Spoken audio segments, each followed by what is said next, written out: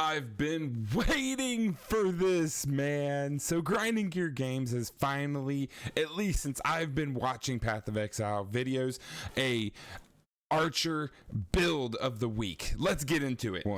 I am so excited for this build. Explosive Arrow Curtain Call Miner. What? Dude. All right, let's get it. Build of the week, season 12, episode 4. Let's go. Hey guys, look. It's Curtain Call in 2023. Curtain Call. Okay, so helmet. I have more prerequisites for the series, but that's just the way I am. Emil God has created a cheap and satisfying signature. With this build, you can use explosive arrow mines to lose yourself in a world of detonation. Dude, that's kind of cool though, for real. Like, you're throwing mines down. Like, come on. Like, so you're shooting, but you're also throwing mines. Bruh. Oh. My name is Eben, and this is Build of the Week. Feeling dusty? Shake How does it work? It's time for Curtain Call. This is dude, it looks sick. Hasn't seen much use since way back, but Emil God doesn't give a fuck and made it work anyway. I really like the white. Like, I'm being serious. Like, I love the glow. I love the look of this. I'm just saying, dude, absolutely. Typically, we can only throw one mine at a time. Okay, so the Plague Mask. So it has max life, reduced mine throwing speed, and mines have 40% increased detonation speed. Skills which throw mines throw up to 1 additional mine and 800 dexterity. Skills. Okay, all right, cool. That's cool. Okay, so the mask. Okay, allows us to lob throws a mine. One extra mine if we manage to stack 800 dexterity, and another if we stack 800 intelligence. So you need 800. If we can manage okay. to hit those staggering numbers. This equates to something like a 200% damage boost from the additional mines. Sheesh. Dude, that's a lot of dex and a lot of int to try to get. Silly attribute numbers largely on his gear, aiming for high tier rolls of int and dex on all rare items. Okay. He's also using uniques like Astromentus and picking up attributes on the tree where possible. 19 adds 115 all attributes. Of course, with such huge attributes, there are other fun combos that really make the build sing.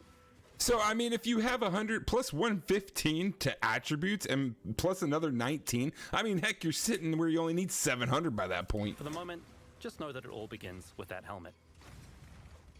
We need to find this helmet. Your guilty conscience of being just another attribute stacker by knowing we've got some smart uses for those big numbers. We need to find that helmet. Where do we find that helmet? Somebody tell me in the comments. A quiver that provides elemental damage based on our dex, strength, and okay, so we got 30% increased elemental damage with attacks, 25 fire resist, 25 cold, 25 lightning, adds 1 to 2 cold damage per 10 dex. Ooh, adds 0 to 3 lightning per 10 intelligence.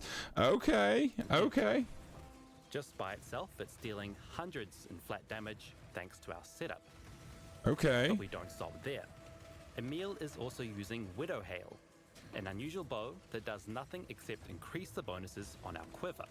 Okay, so it's a crude bow. We have some of them. We just got to find that specific 249% increased bonus gain from equipped quivers. Okay, so you're getting the quiver that's giving the extra damage, and then with the cold and the dex and all that stuff, because you're stacking a ton of dex and a ton of int, and then you're getting the bow that increases the bonus gain from your quiver. So okay, you're just stacking. I get it. Almost 250% in this case. Okay.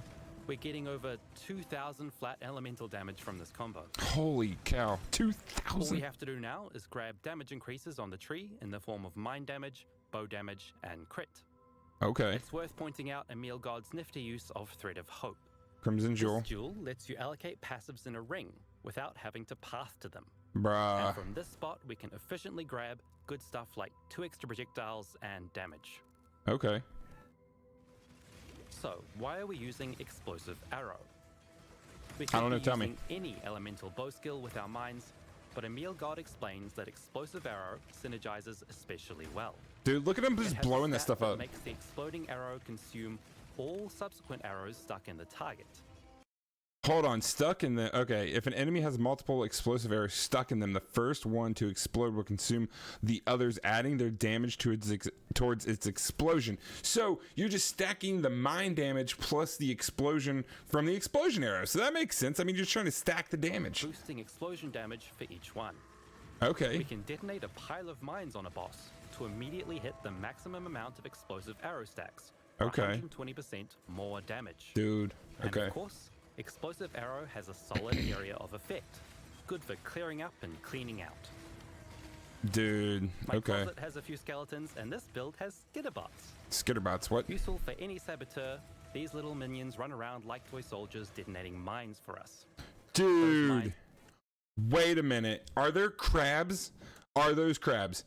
Are those oh, dude, I need the crab, people. Then rearm, What? allowing for an extra detonation. The last little trick Emil employs is a common one for mine users, but handy to know. If you bind your detonate button to left click, your mines will trigger as you simply walk around, saving you an extra button press. Bruh. With all the experience we're raking in with this build, we wouldn't want to just lose it. You got me at the crabs, and then you're going to be throwing the detonation on there on top of it, dude. I'm really thinking about specking for this. Monster. I don't know how many divines it takes, but I'm Remember definitely our poised specking. prism? It has a bunch of resists, which Yeah. are then doubled by our bow. Okay. Yeah. These two items alone provide around 60% to all elemental resists, Right. which leaves space in our gear to focus on other mods such as attributes and life. Okay. Okay. Emil God is also using Cyclopean Coil, a belt that not only grants nice multiplicative bonuses to our Right. attributes, but also some all-important ailment prevention. Can I be further? Okay. Yeah. Okay. Lastly, Emil explains that Saboteur, our chosen ascendancy, is an excellent defensive option. We've picked up nodes that blind enemies, hinder enemies, provide regeneration, and give us the 150% increased effects of auras for mines. Okay. And then immune to ignite and shock. remaining ailment immunities we need. Okay, so you're going down the path to give you a lot more defense on that specific tree. Wise Okay. on the tree we're aiming for life, ES, spell suppression, and evasion. And at the risk of sounding like a mockingbird here, our attribute stacking helps once again, with our large dexterity stat inherently boosting. That is wild. Look at that dex. 846 and 814 intelligence, and then 311 strength. The strength is kind of like, but you're an archer, so you don't really need a ton of the strength, but that means that ultimately your health is going to be a little bit lower because you don't have all the strength to back up your health, so you're going to have to definitely probably craft some health on your gear. No evasion. But the evasion will help, Gotta though. say, I stand for Emil God. He's been pumping out new build concepts regularly on his YouTube channel, linked in the description, and all of them are intriguing and digestible. Dude. When I'm gone from your screen, be sure to check it out. Dude. If you'd like to look like the real Slim Shady, here's the microtransactions we used in this episode.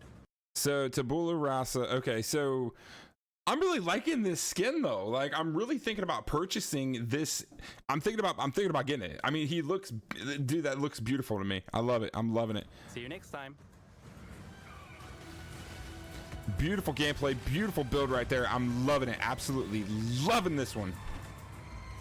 I wish they would have told us how many divines we needed. Honestly, I really wish that they would have done that.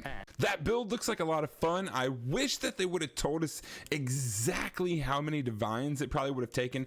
We might actually look into it. Like, I might actually go on the trader site here in a little bit and actually look up how many divines that might take. If someone has already done that, leave me a comment though, because I want to know what all I would need in order to buy that specific build, because it looked sick. It looked fun, and it's like a perfect mixture of archer mixed with just some kind of crazy gameplay. Who wouldn't want to try that? You know what I mean? Like, that was beautiful. Shout out to that guy that made it. I forget the name that he said, but honestly, that was a beautiful build. Guys, if you enjoyed this video even a little bit, hit the like button, hit subscribe, hit the notification bell. We do go live every weekend, and we play Path of Exile and other ARPGs. I did mess with a little bit of Grand Theft Auto 5 the other day, but it really didn't work out that well for us. So we are definitely an ARPG channel, so make sure you guys hit subscribe, hit that notification bell, and guys, I will see you all tomorrow. Let's go get it.